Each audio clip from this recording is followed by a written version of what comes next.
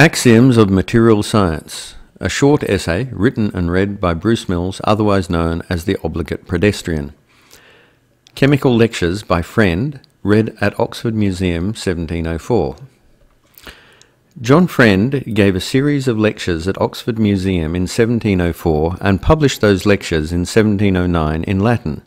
They were internationally popular and were published in Holland in 1710. They were translated into English in 1712. I'm working from the second edition of the English version, 1737. These are known collectively as the Chemical Lectures of John Friend. The more complete title is Chemical Lectures in which almost all of the operations of chemistry are reduced to their true principles and the laws of nature, read in the Museum at Oxford, 1704. It is not clear to me who translated the Chemical Lectures from Latin to English. In the translator's note to the reader, Friend is referred to in the third person. Said translator describes Friend as taking a more mathematical approach. In particular, it states, "The following treatise, which mechanically accounts for the several operations in chemistry, being a theory entirely new, but lately communicated to the learned, I thought by dressing the author's discourse in our own language, I might oblige many who, though not so very conversant with Latin, yet are very well acquainted with mathematical reasoning." End of quote. During the 17th century in Europe, explicitly mathematical theories began to be developed along the lines of the Elements of Geometry by Euclid, which for 1,000 years had stood mostly unchallenged as the quintessential mathematical derivation of the physical properties of our cosmos. In 1687, 20 years after Boyle and the Sceptical Chymist, Mathematical Principles of Natural Philosophy was written by Isaac Newton in Latin and very much ushered into publication by Edmund Halley. It gave a strongly mathematical exposition of some features of the orbits of the planets. In particular, it derived the elliptical orbits from the inverse square law of attraction and discussed other forms of central force law. This idea was not entirely original. The essential points had been made by Johannes Kepler, 1571 to 1630, in his own writings, except that he was limited to demonstrating the ellipses by numerically integrating the inverse square law of attraction. Newton did this algebraically using what amounted to the method of exhaustion as described by Eudoxus, used extensively by Archimedes, and updated a few decades before Newton by Evangelista Torricelli. The major issue is the shift from a large number of logical assertions introduced through the body of the work to a small number of mathematical axioms stated up front. Up to the mid-17th century, it could well be argued that Euclid and the famous ancient Greek mathematicians were the only ones who had achieved this to a non-trivial degree. It gave an axiomatic theory of the relation between measurements of lengths. The study of astronomy became the second study to achieve this, from being a large collection of logical assertions based on many observations that were relatively superficially organized. The shapes of the orbits of the planets were shown, for the most part, to follow from the three laws of general motion and the inverse square law of attraction. This was a major change in the look and feel of astronomy. It also biased researchers away from anything that could not be thus derived, including the principles of astrology. The dropping of astrology had little to do with European society somehow waking up to the realization that they had been thinking magically for centuries and needed to think scientifically. One can be scientific about magic. The core reason for dropping astrology was that in comparison to the detailed precision of the predictions of the laws of mechanics, astrology could not be reduced to a small number of axioms coupled to rigorously mathematical reasoning that demonstrated the correctness of practical applications. Alchemy, however, lay in the twilight zone. The desire was to find a small number of simple axioms from which the body of knowledge could be derived, and this turned out to be difficult, in fact impossible at the time. It was only really achieved with the development of quantum mechanics 2 centuries later. The gradual development of chemistry, characterized by hydrogen, helium, lithium, and so on, was not based on a small number of simple axioms, but it was a result of an attempt to produce such a theory. In the preface to the Chemical Lectures, Friend states, "I have said but very little relating to the principles which are commonly mentioned in books of chemistry, because I thought it not worth while to confute errors. These treatises, I found, contained many things not only trifling and without any foundation, but directly contrary to experience. Therefore, I chose rather to deduce this mechanical explanation from the experiments themselves than as is the way with most writers of this kind." End of quote. At the time that John Friend was writing his chymical lectures, the notion of the importance of a mathematical theory of materials was very high. The claims made by Robert Boyle, Nicholas Leymery, James Keel and John Friend, among others, that the other writers were deliberately opaque and did not follow the experimental evidence, was misleading. Rather, the early writers did not provide a small explicit collection of axioms as the basis of the mathematical theory. They provided a large number of assertions based in principle on experience, but which did not have the precision of the theory of orbital mechanics. Being based on an axiomatic mathematical theory is one meaning given, at least informally, to the word science. However, in the broader sense, it is about allowing experiments to modify the theory and the theory to modify experiments. It is institutionalized learning from experience. This can be done even if the ideal of a compact, well-defined theory has not been achieved. By the late 17th century, the body of knowledge had become extensive enough and combined enough that many writers were taking the word of other writers as to the details of the experiments for the basic pragmatic reason that they could not perform all the experiments mentioned. But the bureaucratic side of this, the process of organizing and double-checking, was rather poor, so the propagation of false information was high. Contrast this with Pseudo-Geber in the 13th century, who demanded that the novice should go through all the experiments themselves and learn what it was that was the real topic of the science. Both tendencies to look too much to the literature or too much to experiment can be damaging to the development of a science. Pseudo-Geber emphasizes it is a balance between book learning and laboratory experience that will make the alchemist an adept. There is strong evidence that in the early 21st century, the 17th century problem is occurring for more or less the same reason. We have been using academic review and information storage and searching technology to ramp up the amount of raw data and theories that we can process, but the current information appears to have gone beyond our capacity again, and many scientific studies are being shown to have promoted unjustified conclusions. Not uncommonly due to the lack of academic honesty by researchers forced by commercial pressure, but more broadly just because the bulk is getting out of hand. If not for that, the dishonesty would be easy to eliminate. Some people in the early 21st century suggested that artificial intelligence will solve the problem this time around. John Friend is styled in the chymical lectures as a student of Christ Church and a professor of chemistry. By the early 18th century, there seems to have developed three distinct branches of study: alchemy, based on earth, water, air, and fire; chemistry, based on salt, sulfur, and mercury; and chemistry, whose exact nature is unclear, but seems to be the assertion that there is a multitude of elemental materials. Robert Boyle appears to say as much in The Skeptical Chymist. As an aside, in this sense, Priestley, famous for the argument with Lavoisier over the phlogiston-oxygen debates, was a chemist and not an alchemist, and while Johann Becher, who is credited with starting this combustion theory, was mainly an alchemist, starting from the four elements, but he also modified the prime element set by throwing out 2 and adding 3, so it is misleading to call him an alchemist. Likewise for Georg Stahl, who actually coined the term phlogiston. The lectures by John Friend are chymical, but the professorship is chemistry. And it generally feels that John Friend is not actually a friend of chemistry at all, but is saying that he is explaining the operations discovered by the chemists as a mathematical chemist. The rise of the modern chemical elements occurred during the 1700s and 1800s, generally after the lectures by Friend. So at this time, phlogiston, and not oxygen, was part of the materials studied background that Friend was working with, phlogiston, which ruled until about 1790.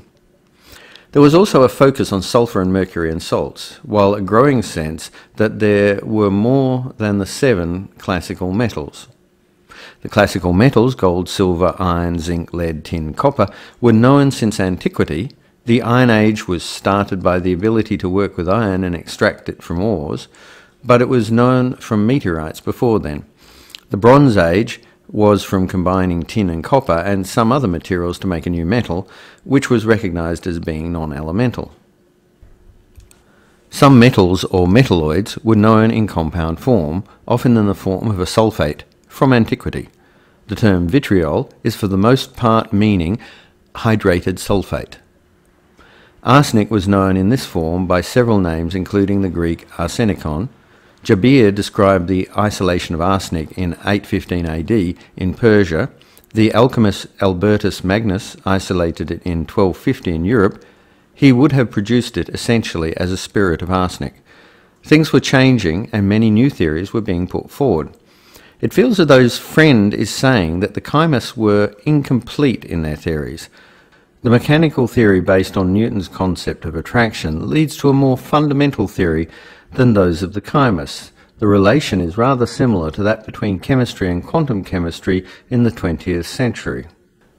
The complaint by the chemists against the chymists is very similar to the complaint of Einstein against the quantum theory, that it was lacking completeness as a description of physical reality. The translator, in the preface of the Chymical Lectures, refers to James Keel as another researcher working from the mathematical principles and the principle of attraction based on Newton's ideas in particular. James Keel, 1673 to 1719, was the author of the most popular English anatomical compendium around at that time, but was also a leading iatromathematical physiologist. By the end of the 18th century, the then new vitalistic approach to physiology had caused his attempt to explain physiology in mathematical terms to be viewed as idle speculation. James Keel translated and revised A Course of Chemistry by Nicholas Lemery. This task was started by Walter Harris, who could not complete it. The idea of a mathematical theory of chemistry in and of itself actually took a back seat for a while as the experimental data was amassed and a much more complicated theory in the same mode as the chemical was developed. In contrast, mechanics and thermodynamics became highly mathematical and were developed from a small set of axioms. It was not until 1930 with quantum theory that anything like an actual mathematical theory of the elements themselves was developed.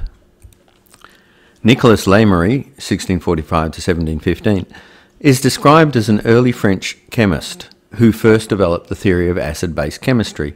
He is famous for the book Cours de Chimie, written in French and published in 1687, about 20 years after Robert Boyle published The Skeptical Chemist.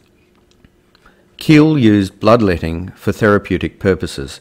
The justification for bloodletting comes from the theory of the four humours and was popular from 1000 BC or so. The idea was to rebalance the humours. By the 18th century, it was close to having a 3,000-year history. Galen promoted it strongly, but even some of his contemporaries denied that it was useful in practice. The practice continued, for some, into the early 20th century, but began to lose popularity as early as the mid-19th century. Blood transfusions were an offshoot of bloodletting and was practiced as early as 15th century. It is noted by Friend that the principles of attraction will be used to explain the nature of chemistry, as inspired by the work of Isaac Newton, who was still alive at that time. Newton died in 1727. Apparently, there was some objection to this approach, and a rebuttal to those objections by Friend is given at the end of the Chymical Lectures. Friend goes on to say that some people object to the use of general axioms in a theory in favour of lists of specific rules, claiming that general axioms are too vague. Friend counters by saying that general axioms allow uniformity of reasoning and avoidance of idiosyncratic fabrication. While there's great merit in the use of a small axiom set, there is also valid criticism. Ultimately, pragmatic utility is the real goal. Large axiom sets can be difficult to search for facts in. Small axiom sets can be difficult to derive facts from. While much of the science of the 18th to 21st centuries has been based on a comparatively small number of mathematical axioms, the amount of mathematical learning that is required to do the derivations is astronomical and has been established very slowly by a great many smart people over a period of 4 centuries. It takes years to learn enough just to be able to use the mathematics, let alone extend it. In the late 20th century, there was a fuss about theories of everything, meaning approximately that a single differential equation was sought that describes all the fields that make up everything. Some said that it was the ultimate goal, the potential crowning achievement of humanity in science. Others pointed out that even if we had that theory and knew somehow that it was absolutely right, it would likely be almost useless, since it would be impossible to compute from. Learning about the provable difficulty of computing answers to certain problems was one of the major achievements of mathematics and logic and computer studies in the 20th century. This is the core of a valid objection to the position of Friend in trying to find a small collection of axioms to describe all the material science. Even if there was one, it would be required to have an extensive literature unpacking it into a larger collection of more useful theorems. In practice, the small axiom sets are often developed as a method of compacting the large axiom sets. It is useful when it is possible, but larger sets should not be dismissed as unscientific. Friend also claims that most people fit the results of experiment to the presupposed theory, while he will fit the theory to the direct observation. It seems that this accusation has been and still is very popular. Everyone claims that they in particular are following the experimental method and that others are armchair philosophers. Unfortunately, no one actually observes experiments with an entirely unbiased eye. Different people have different ideas about which aspects of the experiment are important and which are the noise in the process. Hence, each group can claim validly that they alone are building a theory conforming to the evidence, and the other groups are forcing the evidence to conform to the theory. Friend, as did Boyle 40 years earlier, complains that much of the extant writing on chemistry is opaque, although he hints that the reason is too many specific observations and not enough general rules. I suspect that this is more to do with the difficulty of the problem than with any intention to be opaque. However, it also feels that Friend does acknowledge this point in his writing. This is suggestive that the reason that Boyle saw the alchemists as opaque was that in comparison to some aspects of physics, such as Kepler's theory of planetary motion, there was a large number of observations and only intuitive principles. Hence, the fact that the alchemists could not point to a list of axioms like Euclid made Boyle feel that they were being deliberately opaque, which might easily be a misrepresentation of the situation. It is well noted that the study of materials has been very difficult, with slow progress over the centuries.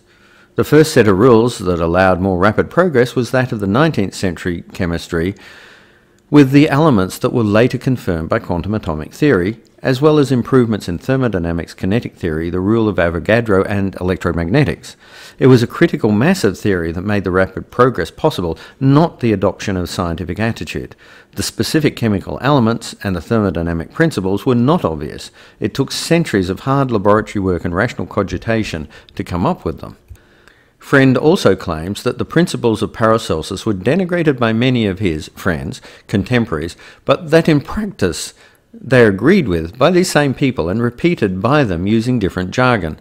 This tendency, in my experience, is very common and is the larger part of all the Kuhnian paradigm shifts so far in science. Friend praised Robert Boyle as the restorer of the experimental philosophy, what we now think of as science. But Friend says that Boyle did not lay new foundations of chemistry, but rather showed that much of the old foundation was invalid. He says that Keel is the first person to give a true mechanical explanation for the laws of chemistry. Friend then lists some of the axioms, which I paraphrase here. Number 1. Volume is proportional to the cube of length for each shape. Number 2. The moment of a body is the product of the amount of matter and the velocity. Number 3. A body that is more dense than a fluid descends, and one that is less dense ascends. Number 4. All parts of matter are drawn to each other. Number 5. The attraction between particles reduces with distance at a rate proportional to the square power or more. Number 6. In chemistry, the forces vary with the material, in contrast to gravity, where all matter attracts the same. Number 7. The attractive force can vary with direction. Number 8. This axiom is lengthy, but seems to be something of a badly phrased combination of the idea of F equals ma coupled with something like the kinetic theory, with smaller particles moving faster. Number 9. The force of attraction with which particles adhere to each other may vary according to the nature of the contact. These have the merit of being a lot more clear than the propositions of Robert Boyle in The Skeptical Chymist 40 years earlier. However, as a basis of atomic theory, they are clearly lacking even compared to classical electromagnetics. However, in admitting a more complicated structure of the force between atoms, they are a step in the right direction, or at least a step in the direction of 21st century science. Clearly, Friend is using a particulate theory of matter along the general lines of the atomic theory of Democritus. The atomic theory became very popular from the 1700s onward and is often touted, for example by Feynman, as being one of the greatest advances in science, being in particular an advance over the continuum theory that only ignorant alchemists believed. However, there's a problem with this interpretation, since as the theory of atoms progressed into the 21st century, so too did it dissolve back into a continuum theory. The Maxwell theory of electric matter gradually led to a notion of an atom as essentially empty space, except for a point particle of negative charge, the electrons, and the tiny nucleus at the centre. The real action was not of the particles, but of the fields, the continuous fields that mediated the forces. In this context, the electron charge density can be literally defined simply to be the divergence of the field. This was replaced by a quantum theory in which the main player is the quantum field and the particle is a linear mode in that field. So this is more continuum than particulate. I would interpret the rise of the particulate approach to be due mainly to the difficulty of determining how the continuum approach could yield the idea of discrete behaviour in chemical reactions. This problem was eventually solved by the advent of nonlinear differential equations, including such things as solitons, but this mathematics was not developed for another couple of centuries. As of 1700, it was a reasonable position to suppose that only discrete matter could create discrete reactions. It is important to juxtapose that with the theory of Empedocles, who made a theory of four elements spread continuously out through space and called them Zeus, Hera, Adonis, and Nestus. He said that they were brought together by love and separated by hate. His writings read to me very much like a naive attempt to create a theory of differential equations. He had in mind continuous materials in space that interacted with each other in an attractive, love, sense, and repulsive, hate, sense, locally to create a global effect of clumpiness. However, the mathematics of the time was not capable of expressing this precisely or working with it. It remained for Empedocles a strong but imprecise intuition. At this level of precision, one can validly think of the electric and magnetic fields in the same sense. As the electric field collapses, the magnetic fields increase. This is a kind of love and hate, depending on the situation. As Electra waxes, Magnesia, who sometimes loves and sometimes hates Electra, responds by waxing and waning depending on the context. As usual, my goal here is not to claim that the theory of Empedocles was equal to that of quantum electrodynamics, but rather to show that the concept that Empedocles seems to have been grasping at can validly be seen as a primitive form of the same idea. The emphasis being that while it was definitely pre or proto as a theory of quantum electrodynamics, the concept was a valid scientific concept, but one that was hard to express without the mathematics that was developed 1,000 or so years later. It was not the attitude, but the tools that made the difference, and those tools took thousands of years to develop.